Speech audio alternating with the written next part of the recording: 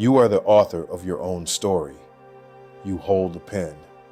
And with every sunrise, life hands you a blank page and quietly asks, what will you write today? This is why it's time to turn your attention to something you've been avoiding for years. You, not in a selfish, forget everyone else way.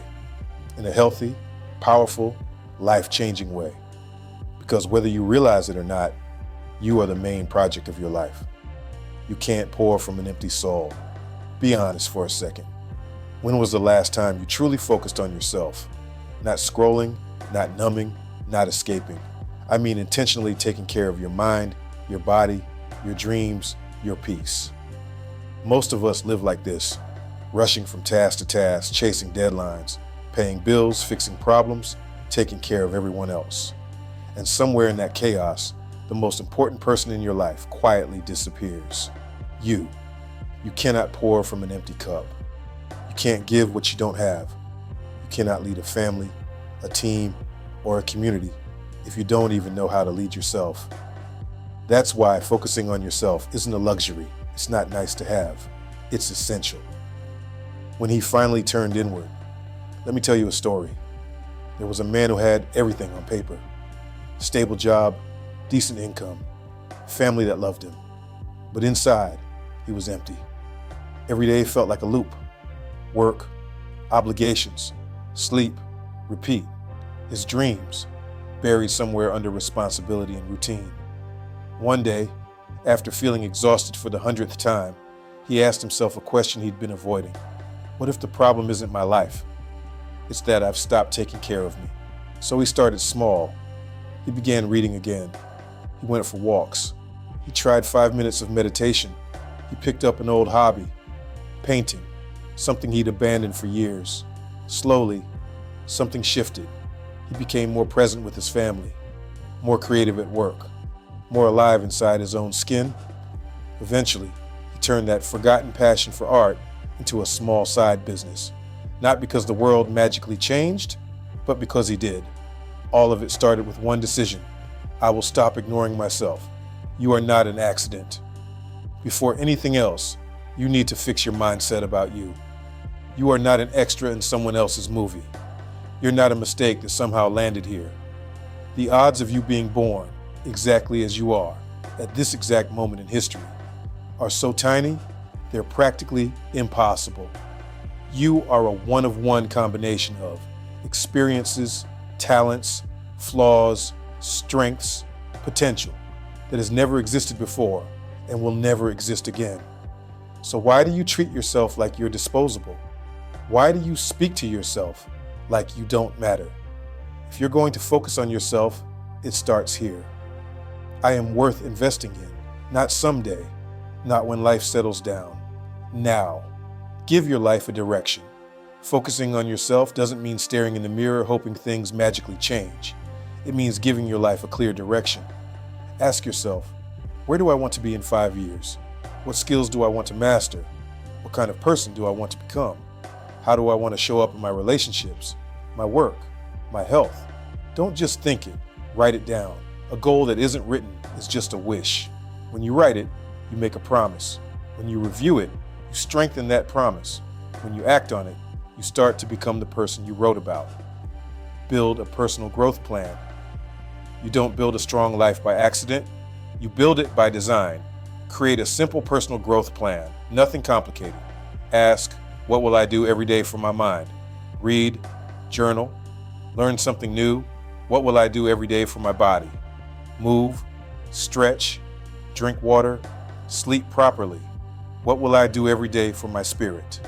Pray, meditate, reflect, practice gratitude. It might be 20 minutes of reading, 30 minutes of exercise, 10 minutes of quiet. That's just 1 hour, and yet that single hour can completely change the other 23. Time is not your problem. People say, I'd love to focus on myself, but I don't have time.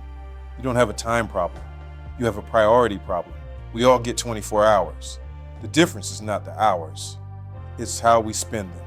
If you tracked a week of your life, how much time would go to mindless scrolling, random YouTube rabbit holes, shows you don't even enjoy anymore? You don't need to hate those things. You just need to be honest. Is this helping me become who I want to be? Start reclaiming small pieces of time, 15 minutes of learning, instead of scrolling 20 minutes of walking, instead of lying down just to rest, reading one chapter, instead of one extra episode, tiny adjustments, massive long-term impact. Protect your environment.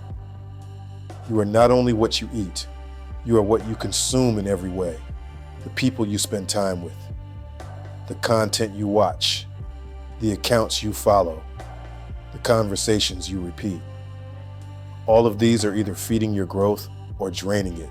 Surround yourself with people who challenge you, encourage you, tell you the truth, celebrate your growth, not your excuses, and fill your mind with voices that teach, inspire, stretch your thinking. If you want a different life, you can't keep consuming the same noise.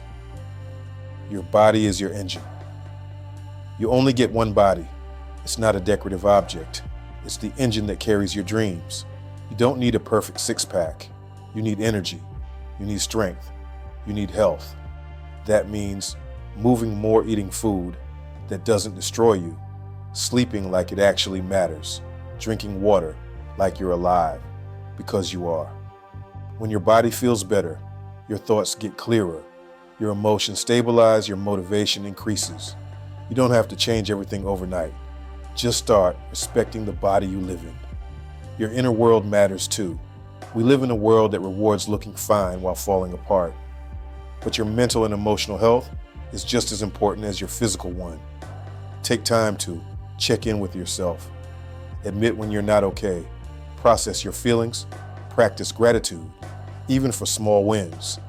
And if you need help, a friend, a mentor, a therapist, seeking it is not weakness.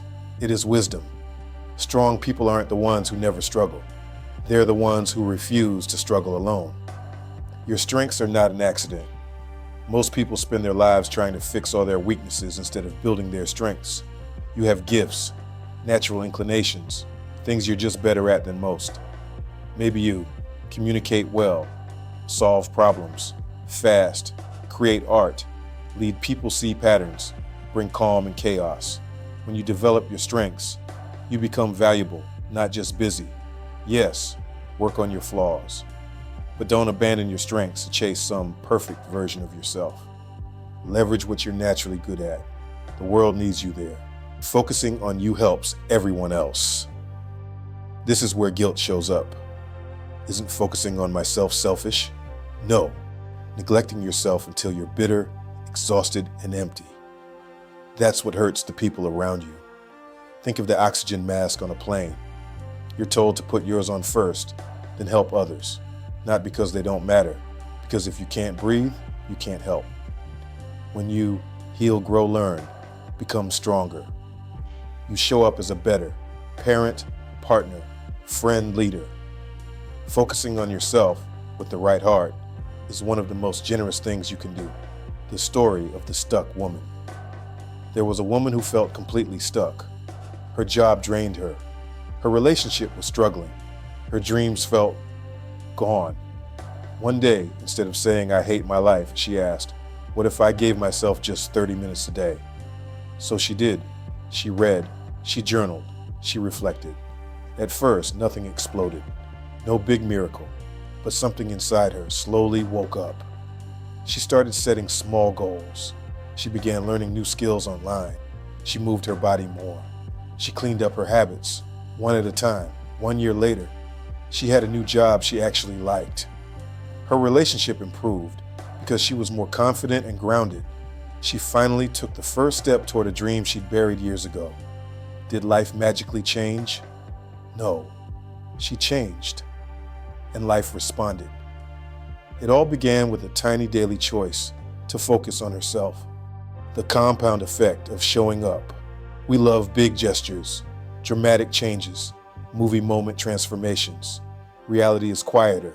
Real growth is reading 10 pages when you'd rather scroll, going for a walk when you'd rather lie down, saying no to one more pointless plan, doing the hard thing you've been avoiding. These actions seem small, but they compound.